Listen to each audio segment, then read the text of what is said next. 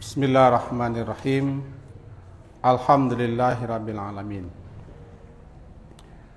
Wa bihi nasta'in ala umurid dunya waddin. Asyhadu an la ilaha illallah wa asyhadu anna Muhammadan abduhu wa rasuluh. Allahumma salli ala Muhammad wa ala ali Muhammad. A'udzu billahi minasy syaithanir rajim. Bismillahirrahmanirrahim. Ya ayyuhalladzina amanu tubu ilallahi taubatan nasuha. Asa rabbukum ayyukaffir ankum sayiatikum wa yudkhilakum jannatin tajri min tahtihal anhar. Yauma la yukhzillahu an-nabiyya walladzina amanu ma'ah nuruhum yas'a baina aydihim wa bi aymanihim yaquluna rabbana atmim lana nurana waghfir lana innaka ala kulli syai'in qadir. Surat At-Tahrim, surat yang ke-66, ayat yang ke-8. Bapa dan ibu-ibu yang berhadir, tadi malam kaji kita masih seputar betapa pentingnya kita beristighfar, meminta ampun kepada Allah untuk kedua orang tua kita. Di samping kita minta ampun untuk diri kita, lebih-lebih orang tua kita itu lah wafat, lah mati. Mereka menunggu dan menanti istighfar kita, sebab mereka tidak bisa lagi berdoa. Beramal tidak bisa, berdoa tidak bisa, beribadah tidak bisa. Mereka hanya menunggu dan menanti. Kalau ada amal-amal jariah mereka, itu masih berguna, masih bermanfaat, masih mengalir. Yang bedanya tidak ada. Satu-satunya harapan adalah doa kita dan amal-amal saleh kita. Maka pada malam hari ini kita sambung, karena semalam pula kita singgung tentang taubat. Itu taubat nasuha. Dosa-dosa kecil yang disebut dengan as-saghair dan dosa-dosa besar disebut dengan kabair, al-kabair. Menurut Imam Az-Zahabi, dosa-dosa besar itu sampai mencapai 70. Bahkan dalam penjelasan ulama-ulama lainnya, bukan 70, ratusan banyaknya dosa-dosa besar. Dosa-dosa besar itu mengakibatkan siksa, murka, laknat, kutuk, bahkan diancam dengan neraka. Itu dosa-dosa besar. Bila dosa-dosa besar kita tidak diampuni oleh Allah, maka kita termasuk orang yang merugi, berhak mendapat sisa dan berhak dimasukkan ke neraka karena tidak mendapat ampunan Allah. Nah, untuk dosa-dosa kecil yang disebut dengan saghair, banyak penghapus. Dan dosa-dosa kecil itu adalah namanya nanti lamam. Al-lamam. Al-lamam adalah dosa-dosa yang sulit kita untuk menghindarkannya, payah untuk menghindar. Sepandai-pandai orang menjaga diri, sehati-hati orang tetap ada salah, tetap ada dosa. Namanya al-lamam. Al-lamam. Nah, untuk yang ketek-ketek, yang kecil-kecil, termasuk yang sulit menghindarkan itu, banyak cara Allah untuk menghapuskannya. Salah satunya dengan musibah. Dan semalam kaji kita kan tentang musibah. Tidak satu pun musibah yang menimpa kita, menimpa seseorang, pasti ada salah, ada dosa yang hendak Allah hapuskan. Juga sekaligus dengan adanya musibah itu pertanda ada dosa kita. Karena tidak akan terjadi musibah dan kita tidak akan mengalami musibah kalau tidak ada dosa. Kalau orang yang tidak mukmin, tidak musibah, siksa namanya. Tapi kalau itu dialami seorang mukmin, musibah. Ana musibah segala yang tidak menyenangkan, segala yang menyakitkan, segala yang tidak disukai dan segala yang tidak diingini oleh seorang muslim, seorang mukmin, terjadi menimpa dirinya, namanya musibah. Baik pada dirinya jasmani ataupun pada sisi dalam dirinya musibah. Nah, itu untuk dosa-dosa kecil. Dengan syarat kita sabar dan tabah menerima musibah, sudah dihapuskan dosa-dosa. Makin banyak musibah dialami seorang, makin banyak dosanya dihapuskan. Agak panjang lebarlah kita terangkan semalam. Untuk dosa-dosa besar tidak bisa. Harus dengan taubat. Taubatnya nasuha. Nasuha, nasuh. Ana nasuh. Dan nasuh itu asal katanya bersih. Murni. Tidak bercampur. Namanya nasuh, nasoha. Jadi kalau kita rangkai taubat nasuha, berarti taubat yang betul-betul ikhlas. Murni. Taubat yang sebetul-betul jujur. Taubat yang sebenar-benar taubat. Tidak ada maksud dan tujuan lain. Karena kita sadar, kita bersalah, kita berdosa, kita khilaf, kita keliru. Lalu kita sungguh-sungguh taubat. Murni niatnya, tujuannya. Mengharap redha Allah, mengharap ampun Allah. Tidak tercampur sedikit pun dengan maksud-maksud dan tujuan-tujuan lain. Apa namanya? Nasuha. Sebab nasuha itu nasaha bersih. Nasaha bersih. Bersih, murni, tidak bercampur. Istilahnya tidak terkontaminasi. Jadi taubat nasuha, taubat yang murni, taubat yang bersih. Taubat yang tidak ada campurannya dengan maksud kehendak keinginan lain. Memang murni untuk taubat. Kita disuruh, ya ayyuhalladzina amanu tubu ilallahi taubatan nasuha. Nasuha.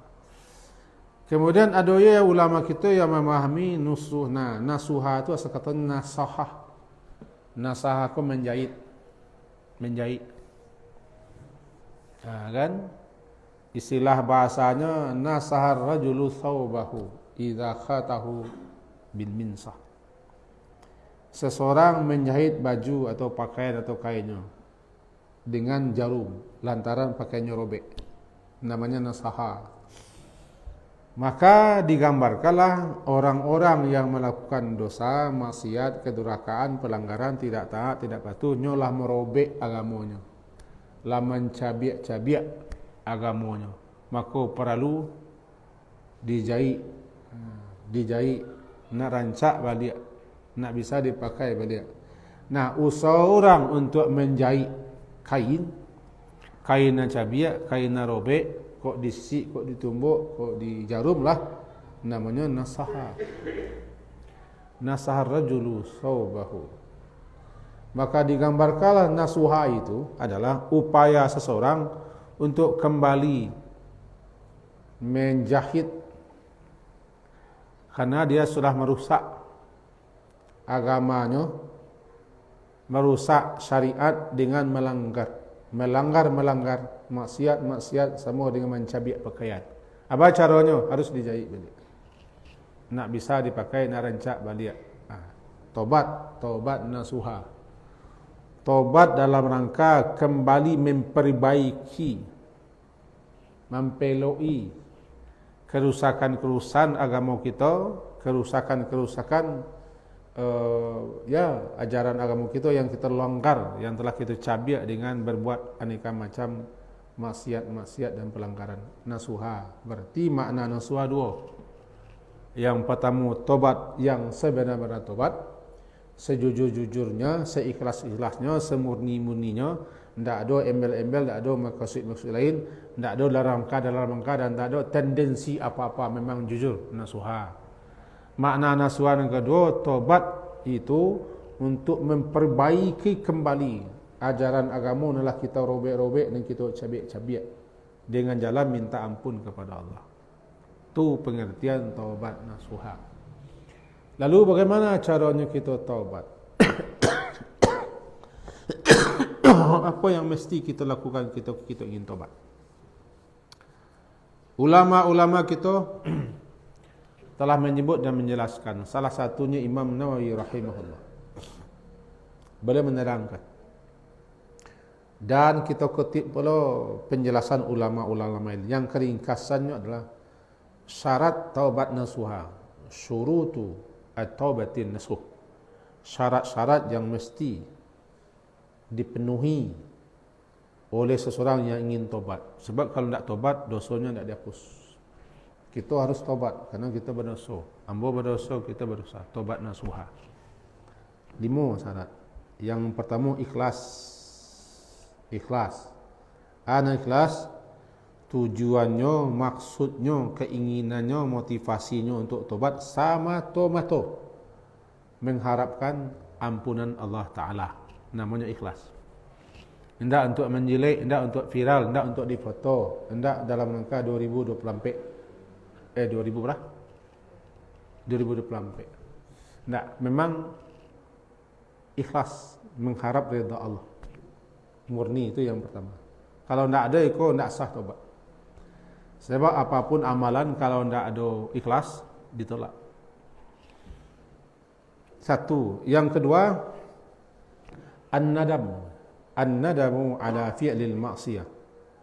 Menyesal semenyesal-nyesalnya. Sabana menyesal, sadar menyesal. Dengan senyap penyesalan sehingga kalau takana dia balik dosa-dosanya sedih. Sesedih-sedihnya. Sehingga dia berkeinginan andaikan dia tidak melakukan dulu. Itu namanya nadam, an-nadamah. Inti daripada tobat an-nadamah, menyesal. Kalau tidak ada penyesalan tapi masih bangga dengan kerajo masa lalu, tidak ada tobat. Sebab inti tobat tu menyesal. Menyesali atas perbuatan, kesalahan, pelanggaran ajaran agama. Adalah kita cabik-cabik, mari pakaian kita koyak-koyak, kita sesali. Bahkan satu takana sangat sedih. Sedih hati kita. Sedih, bahkan berkhayal andaikan tidak dilakukan dulu. Itu namanya nadamah, an-nadam, menyesal. 2. Itu ringkas saja, 2. Yang ketiga, al-iqla'. Al-iqla' anil maksiat faura, berhenti. Langsung berhenti, langsung mencabut diri daripada kerajo dosa tu, kerajo maksiat tu. Kalau kita terlanjur misalnya minum tuak, berhenti langsung. Terlangsung kita berjudi, berhenti. Terlangsung makan riba, langsung berhenti. Namanya ikhlas, cabut diri. Langsung berhenti, tidak berjanji tu. Hari raya lah. Itu tidak ikhlas. Atau tabiat sebagian orang kapal suami lesuk. Tiba puasa, tidak jadi jauh. Langsung cabut, berhenti. Remnya rem cakram, rem pekam. Rem pekam, berhenti total. Ikhlas, cabut. Itu tanda menyesal, langsung berhenti. Al-ikhla' anil maksiyah faura, segera. Fa in kanat fi haqqillah tarakah. Kalau dosa-dosa itu berkaitan dengan dosanya kepada Allah, langsungnya tinggal. Wa yakunu dzalika wa in kanat, jika itu berkaitan dengan fi haqqil makhluk tahallal. Jika itu berkaitan dengan hak-hak makhluk sesama kita manusia, ini harus minta halalkan. Minta rela. Minta halalkan dan mengembalikan lagi. Punya orang yang diambil, yang dicilok, yang ciru, yang ditipu. Balik lagi. Yang dirampas, dirampok, balik. Kalau yang tak minta maaf. Wa yakunu dzalika biraddiha ilai. Kembalikan balik kepada yang punya. Kalau harta negara yang dibaliangan, balik ke negara. Lah terbayang ke rumah, tinggal rumah. Jual rumah. Atau balian ke tanah banyak-banyak, ya, balik. Diam-diam atau terang-terang. Pokoknya jadi pakai itu nak haknya, itu nak miliknya. Itu tanda tobat. Tobat pi punya orang pakai ya, nak tobat. Birat dia mengembalikan ilaihi kepada makhluk. Au bi talabil musamaha, atau meminta dengan kemurahan kelapang hati untuk merelakan semua. Merelakan. Jikalau berkaitan dengan hak Allah, langsung berhenti. Kalau berkaitan dengan sesama kita, ya minta rela, minta maaf, balik. Bagaimana kalau nak rampok, maliang, nak korupsi, dah menjadi toko, dah menjadi usaha aja. Ya kalau tobat memang harus dibalik. Tidak ada satu pun lama yang mengatakan tidak dikembalikan kembali itu punya orang. Bukan bang usahanya. Dia lain masa. Dia orang ketua pajak mungkin kalau salah. Kini kan pajak-pajak yang petangko maliang gadang orang tak salah. Ini balik. Itu yang kampe, yang kelima. Yang kampe ya. Iaitu istilahnya al-azam. Bertekad bulat. Al-azamku bertekad bulat. Alla ya'ud, untuk tidak kembali. Bertekad sama tekad bulat. Sabana nak kembali lah. Bila perlu tinggal lokasi itu, tinggal daerah tu. Tinggal kawan-kawan yang masih bagi limang itu. Pai, kau nak beko terpengaruh balik. Jadi bertekad untuk nak kamu ulang perbuatan maksiat itu untuk masa akan datang. Bertekad, tapi tergelincir aja balik. Dia tak tahan. Dia ulang balik tobat. Tergelincir balik, itu boleh. Tanda kita bertekad bulat, nak kamu ulang, tinggal. Semua berhenti besok Jangan bergaya orang besok. Bukan sebatang lo balik. Tak menyuruh tobat orang besok. Kau tak itu kaji. Cok sama orang besok. Kau bagi lo kamu kan. Kau besok lo dulu. Kau betul balik kamu kan. Tobat. Yang terakhir. Taubat itu syaratnya. Antakuna taubah qabala ayyasil abdu ila halil gargarah indal mawati. Taubat itu dilakukan sebelum seseorang sampai kepada keadaan gargarah. Tidak bergarah-garah tu, gargarah. Sebelum sampai angoknya di gargarah. Kau gargarah nama-nama. Gargarah, gargar. Ketika Jawi dibantai, bunyinya ada. Kolong-kolongan. Jadi taubat itu dilakukan sebelum angok sampai siko. Kalau sampai angok siko disebut malaikat, you gargir tidak laku. 5 tu syarat taubat. Lalu baca caranya lain. Harus mandi kah? Harus pakai limau kah? Kadang-kadang nak mandi berlimau dulu. Berlimau. Tak sampai situ nak. Mandi taubat nak ada. Orang taubat ada mandi.